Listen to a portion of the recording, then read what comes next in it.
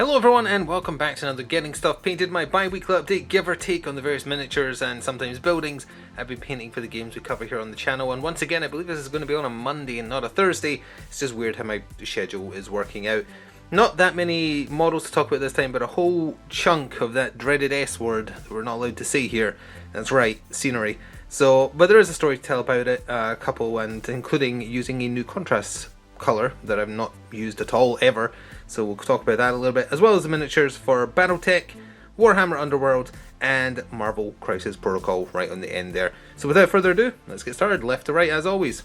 So I guess technically talking about Battletech is at the same time bringing the scenery into it, as this is scenery of the scale that would fit Battletech. You can see it perfectly here, like it is reasonably comparable.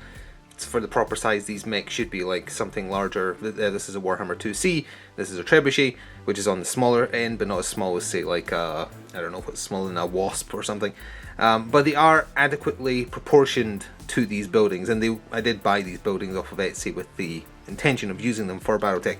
There is a slight issue though. I guess we'll talk about the mechs first, and then we'll get to the scenery. So the Warhammer 2C, I've been reliably informed in a comment that if a mech has that C denomination, it just means clan. So Warhammer 2 clan, it either means it is the clan version of an Inner Sphere mech that has been made better, or it's post them joining up again and it's just the adaptation of clan technology into Inner Sphere technology. I don't know in this case which the Warhammer 2 falls into, probably the latter, but either way, I've talked many times about the colour scheme I use for my particular mercenary band, so I don't really need to repeat myself for that. But I did get around to painting this. I believe I got this from a blind box, and I hadn't got around to doing the clan stuff and the later tech stuff just yet. But I wanted to paint up some more mechs. I do still have the problem that's stopping more Battletech being on the channel, and that's just not having a wide variety of mechs that aren't in my mercenary company colours, which makes it difficult. Nor do I have the funds to just pick up a bunch of like the same box just so every squad can have, well, a Trebuchet for instance, which is what we're going to look at now. I like the Trebuchets. I prefer them when they're full missile bolts, personally, but I don't mind them in terms of like their design for a basic low-end mech. And this one, it looks exactly like it does in the video game, although in the video game I would have a second handful of rockets here, but whatever, that's fine. Just a nice mech. It doesn't usually fall into the criteria of mech I like, which if you've watched enough of these you'll know is gun hands, like the Warhammer over there. And there is other ones that I like, and just, I don't know, it feels like such a basic design. It is basically just like a walking humanoid shaped mech. Like, I wouldn't say there's anything particularly special about it other than where the rockets are mounted. Maybe that's what does it. I don't know. To quote Marge Simpson, I just think they're neat. I like trebuchets, much like I like blackjacks and warhammers, and especially riflemen. I just think they're neat. Simple as that. So let's talk about these buildings. These are 5 of a set of 6 I got off Etsy quite a while back. The last one I haven't done yet is massive. Maybe if you put all 4 of them into kind of like a cross shape, it would be that big. So that's why I haven't done it yet. It's much larger. It's going to be a bigger deal to do. But it's essentially just an assortment of ruined buildings on, I think it's just meant to be like slate or something. And you can definitely tell, again, if you use contrast on anything that's been 3D printed, it will pick up the filament lines. That is just a thing that will happen unless you like triple layer the base coat maybe, but then there'll be no definition for the contrast to go into, so at that point don't use contrast. So if you don't like seeing the mold lines, or rather filament lines in this case, for 3D printed stuff, then keep that in mind.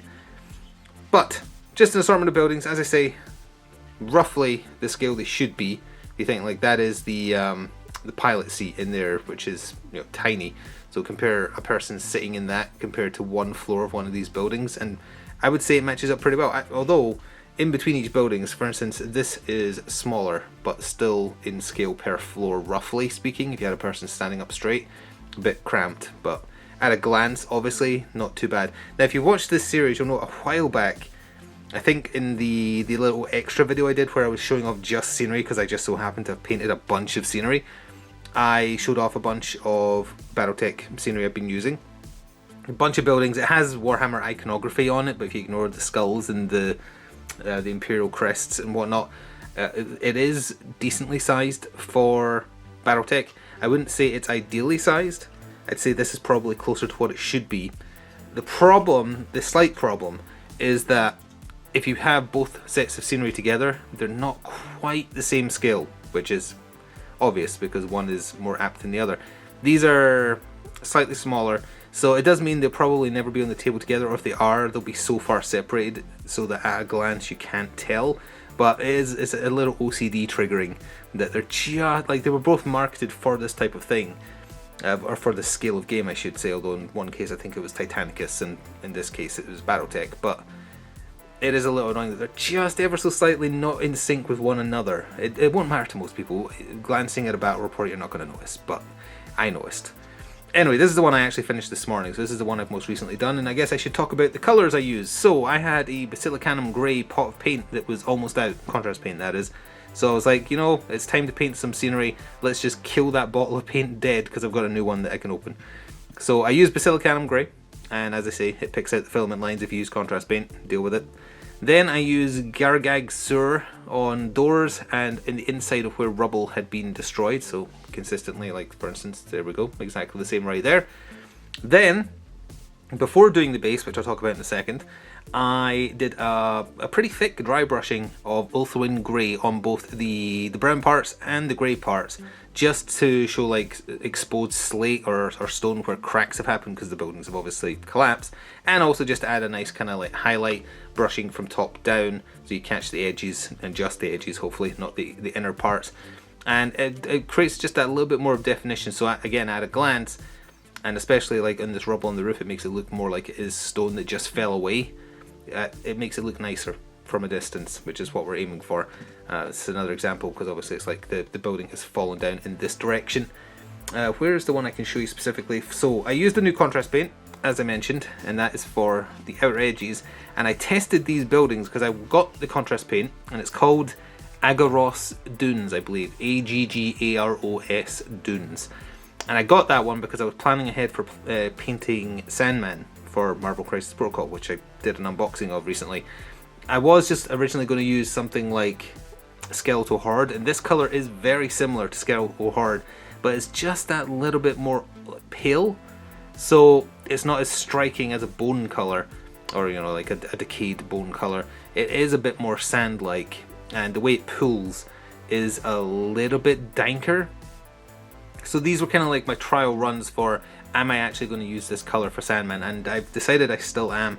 Some ways he's been painted up, even the official paint job, he looks a bit more like he's got orange tinted sand.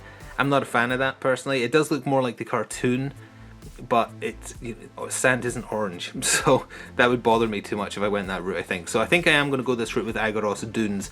The only other difference for some of these buildings is for the parts under cover, and let's see, where else? There was a second one I did it on, but now I can't tell at a glance. Oh, on the inside of this building, I put a little bit of Aggaros Earthshade in the bits where the buildings had been, just to add a bit, like, actually that's kind of perfect. You can tell this inside the square is darker than around the edge, just because it would have been parts of the building, just to, again, at a glance, make it look a little bit different.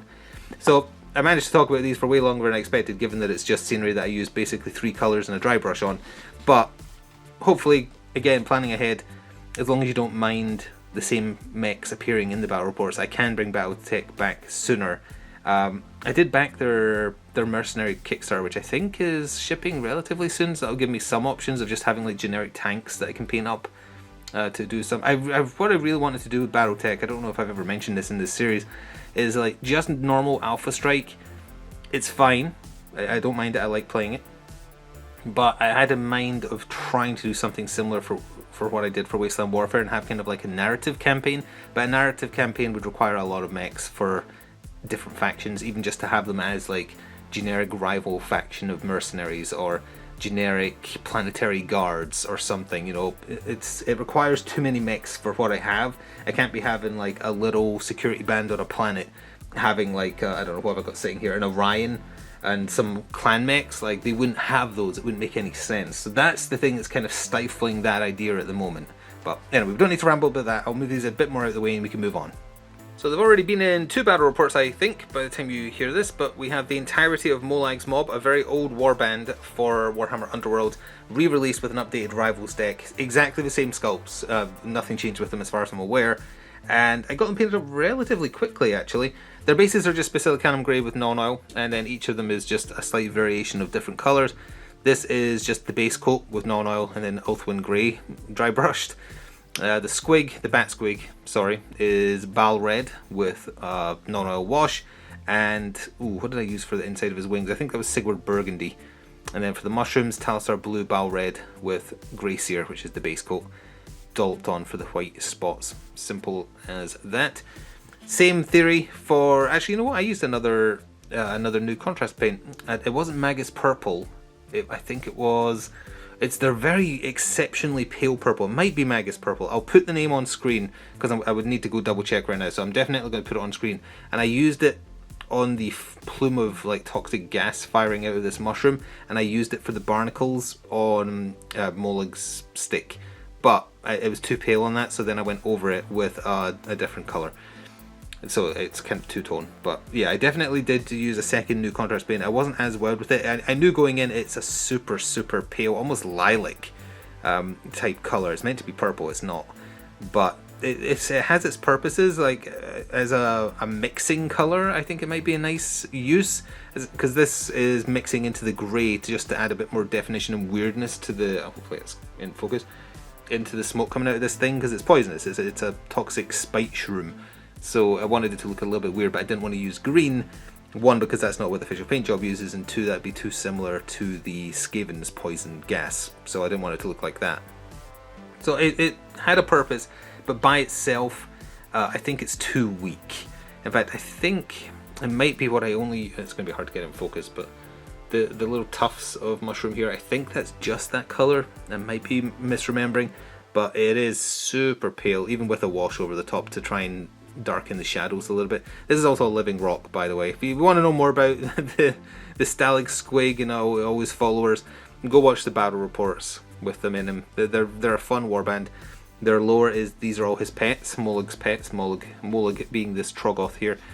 And he gets woken up by Skaven, I think it was. My friend's told me the lore many times because he likes it.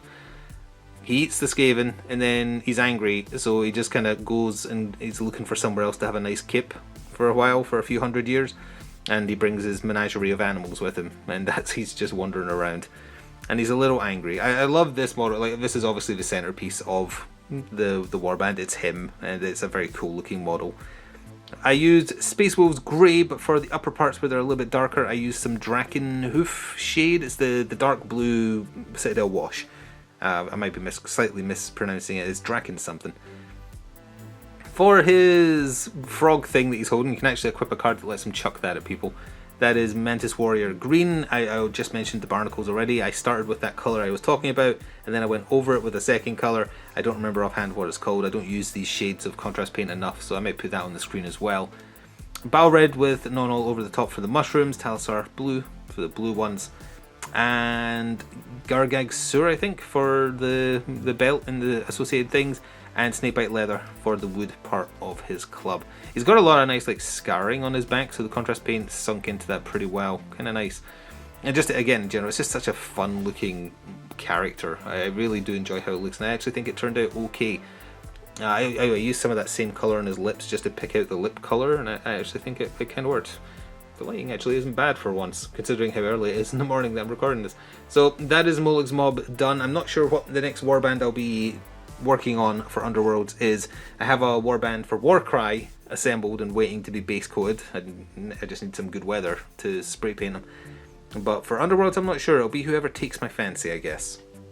And so to end on, we have two miniatures from Marvel Crisis Protocol. We have the Captain America from the newer starter set, who has been given the wonderful title of first Steve Rogers official miniature for Crisis Protocol to not be in a stupid pose. Because the one in the original base box, he looks a bit chunky, a little short, and he's kind of throwing his shield, and it's like it's almost like he's about to throw a puck. It doesn't look nice. And then we had the World War II era one. That's better. It's his classic costume, so if you're into his wartime era costume, perfect. But he's in a stupid pose. It looks like he's tripping over sandbags. They didn't think it through. It doesn't look dramatic at all. They obviously wanted him to be like up and over into the trenches. Doesn't look like that. They should have redone the pose. This pose, however, is just him being stoic and heroic, and that is fine. It is the best pose he is available in officially. You can obviously get third-party sculpts that are probably much more dramatic. I've got a couple, but this one, it's fine. This is Captain America. He's just standing stoic, and I'm fine with it. It is the best sculpt for him available. Haven't tried him yet though, so don't know how he performs compared to his counterparts on the table. I painted so many of his shields now, like 3 versions for him, counting one of the third parties I painted. Then Sam Wilson's got the shield. How many more will I end up painting? I don't know. It's like the Shield and Iron Man are the 2 most commonly painted things for Crisis Protocol. But either way, Talassar Blue, Bal Red, the base coat of Grace here with Apothecary Wash over the top, whatever that's called. It's Apothecary something. What else? Non-oil for some sections like the inside of the shield after applying the Leadbelcher Silver. Snakebite Leather for the straps. And Basilicum Grey for the base. I think that covers it. That's the same colours I've used for many Captain Americas. Oh, I painted the Captain America available for Marvel Zombies as well. So, there's another one for the pile of how many times I've painted this shield and how many more times I will end up painting it if they keep releasing people who hold it. My hope is the next Steve Rogers they release is one where he's wielding Thor's hammer from Fear itself, and that's what I hope for. Anyway, you might notice that Iceman is not from the starter set, the newer starter set. I put him to the front of the queue, one because I knew he would be quick to paint, and he was. I painted him in about an hour. And 2, I just like him because I like blue. So he got top priority, and as I say, super quick, really, I was going to say really cool, I almost did an accidental pun, how sickening. Really neat model, love the pose, very, very in character, just all around like him. I would say he's a little lackluster stats wise, but he's a 3-threat character. His biggest perk is definitely just handing out the slow condition like candy. That's his thing. Anyway, in terms of painting him, I used Talassar Blue. Now you'll notice that for the most part he looks nothing like the blue on Captain America that I just showed us, except it's literally the same. So this is, I guess, if nothing else, a perfect example of washes and dry brushing making a difference to your models. So I did use the Talassar Blue that I just mentioned, exactly the same as Captain America, that literally that color. Then let it dry. I applied a healthy dry brushing of, it's not Calgar Blue, it is the K. It begins with a K. It's a Citadel Blue. It's a sky blue, but they obviously have a copywritten name for it. It's a sky blue. I guess I'll put it on screen as well because I can't remember it offhand. Oh, Cantor. There we go. I think it's Cantor Blue. If it isn't, I'll put it what it actually is on screen. Did a dry brushing of that, let that dry. Did a lighter dry brushing just on the very tips of things with Ulthawing Grey, same as what I used for the buildings I talked about there. And then finally I did a little bit of the Draken wash in just the tightest recesses, like around the belt where there'd be shadow against his waist, inside here at his hand, and around the base. I would actually say like that, especially like right there, looks so perfect, like ice, and I didn't do anything fancy. Nothing, it just worked out really well. It's the way it's modelled. For his base, I did a little, like a very thin a very thin application of Talassar Blue on top of the grey once I was done with the grey, because as I say, his whole gimmick is he freezes people around him when they stop near him or he stops near them. So he would obviously make the area immediately in his area very, very cool. So I just decided to do that, just add a slight bluish tint to the concrete, because it is still concrete. And yeah, just a super simple model, really like it. And because it's so simple, he's one colour with some highlights, it's hard not to make him look good. So if you try my method, you'll get this in less than an hour, as I say. And I'm looking forward to trying him out. He's not super bombastic on the table, as I mentioned, but that's okay. I just want him to be on the table because that is a cool miniature. Oh, I did a pun. Well, while I go commit Sudoku for that horrible pun, I would just like to say thank you for watching. This is going to be it for another update. Not many models to talk about, but I'm sure I managed to still ramble for way longer than a person healthily should. If you would like to show me what you've been painting, you can do so on Blue Sky. I'm at RealFlick on there, or if you're in my Discord, I'm happy for people to share what they've been painting in my Discord, it's fine. Next time, there will be more mechs, probably. I'm not guaranteeing I'll be doing the big building because, as I say, it's massive compared to the rest of these. It's meant to be a big command center, I think, so it's absolutely huge. It'll take a while. There will be more Crisis Protocol. I will probably be doing the new Doc Ock from the starter box next. I have him assembled and ready. Maybe Warcry, and I don't know what else. I'm not sure. We'll just have to see in approximately 2 weeks, so probably a bit longer. Either way, thank you very much for watching this video. Hope it inspires you to get your pile of grey shade painted. It does not matter how good you are at painting as long as you enjoy the process, and you'll get better as you go on. Thank you for watching, see you in about 2 weeks, and until then, ta-ta for now.